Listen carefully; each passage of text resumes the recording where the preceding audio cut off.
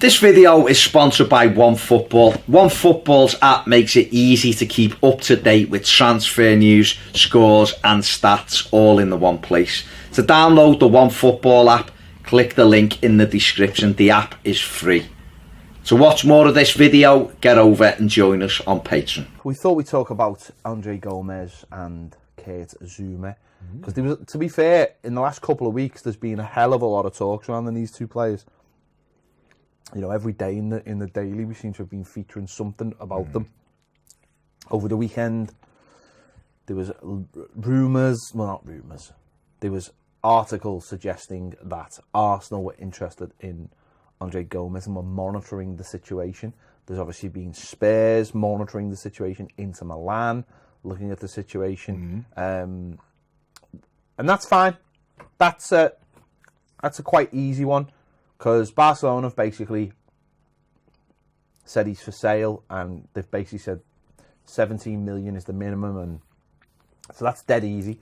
The other one is Kurt Zouma, which becomes a lot more complicated. Yeah. You know, even if we want to buy him, and the manager and and the player wants to come, there's so many factors in that as well. So let's talk about Andre Gomes first. So. Yeah. Number one, would you like Andre Gomes to be a permanent signing for Everton next season? Nah, of course I would. Okay, but that's some people would might agree. I think. Listen, if he's available for, and I don't believe for 1 minute it's going to be £17.3 million, which is one of the fees I've seen that Barcelona want to accept for him. I think it'll be more like mid-20s. But if it was 25 million, I think it's a no-brainer. He's 25, I think he's 26 in July, so he's at a great age. He's already bedded in at the football club. You know, even we seen him Saturday after that game. You know, we were unlucky, we should have won, but we work hard and blah. And this is a kid that's suspended at the moment and hasn't got to say anything. No one was expecting him to say anything. Not like he played. So he seems to have taken the club, you know, or certainly fully like immersed himself and embraced the club environment while he's been here for the year. So I think that's important. That doesn't necessarily mean he's going to stay, but that's important. I think that he's committed to the club. So we've already done the hard yards with him, so to speak. He's in, he knows the manager, he knows the format of the team, and he's a very, very good footballer. And you can't get enough very, very good footballers in your team. And I think we've seen Saturday as good a job as Morgan Schneiderlin did, and he played very well Saturday. The midfield was still lacking that little bit of je ne sais quoi. I mean, I know that's French, it's nothing to do with Portuguese, but I don't know what that is. I don't know Portuguese. What that is either. So. But it was lacking something creative-wise that Andre Gomes can give us. So he's looked every bit in the last few weeks a top-class centre-back. Yes, really, him and Michael Keane have forged a really, really good partnership. And I don't know whether it's the idea of simply having the fact that they are our only centre-backs in a way. I know Jags is there, but with Kurt Zouma out injured, there's no temptation. Yeremina being out injured, there's no temptation to mess about or bring a third centre-back on or anything like that. It's them, and they're very much in a fixed back four. I mean, he is fit again, Yeremina, and he will be in the squad on Friday. No, but yeah. I'm talking about the last few weeks. You're absolutely right. There's been no arsing about. They've in general, though, that's been our partnership, hasn't it, all season? And the most frustrating thing about that is, couple of months ago, I was looking at going, nah, I'm not that arsed. Yeah. I mean, we had conversations. People were like, we need a couple. We might need three because Jags will be going, and what's the future for Holgate, and Kurt Zouma will be going back. And I was just like, well, we need a couple. And but now you look at it and you're like, God, we've got to keep hold of him. We've got because all the things that we were sort of complaining that they weren't, they've suddenly turned into. And I know in football again, that's like, you know, you're always when you're high, you're always like everything. You can get to the point where everything seems fine, but all the clean sheets and everything, you know, I always look at things and go, well, what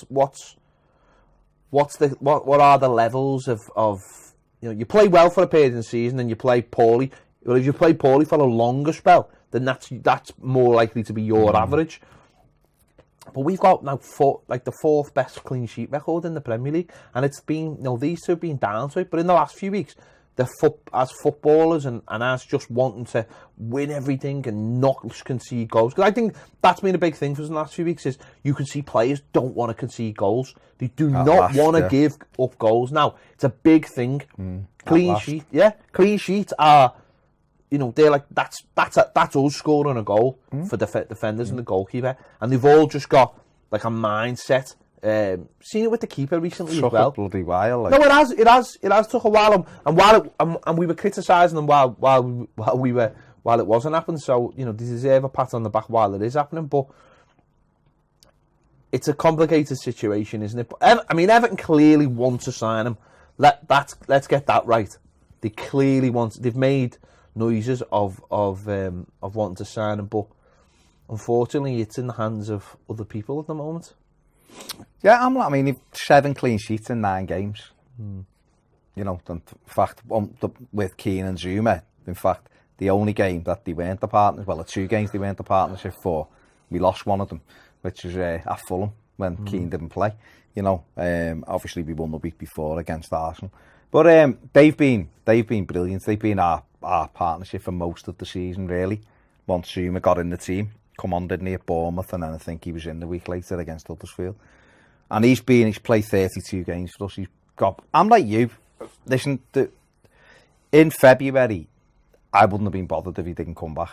And that's just me. Because even though I'd said he's a good defender, I was looking and thinking, if it's 40 million quid, you know, I think I said on a thing, similar to, we could spend 70 million quid and not really be any better off than we are now. Yeah. And if we've only got 100 million to spend, is it worth spending 70 on? And Gomes, yes, because he's different. Yeah. Whereas Zouma, it was like, well, I think Mina's going to be boss next year because I do. It might be better buying another centre back for 15 million from France or something and then saving that money.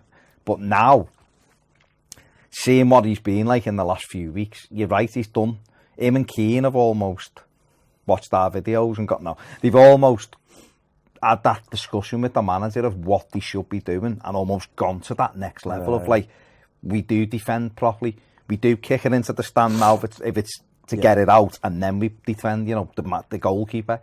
You know, maybe the defeat at Newcastle was what we needed, where they all looked at each other and went, stop fucking arsing about, just because at home we've been superb in the last 4 home games, clean sheets.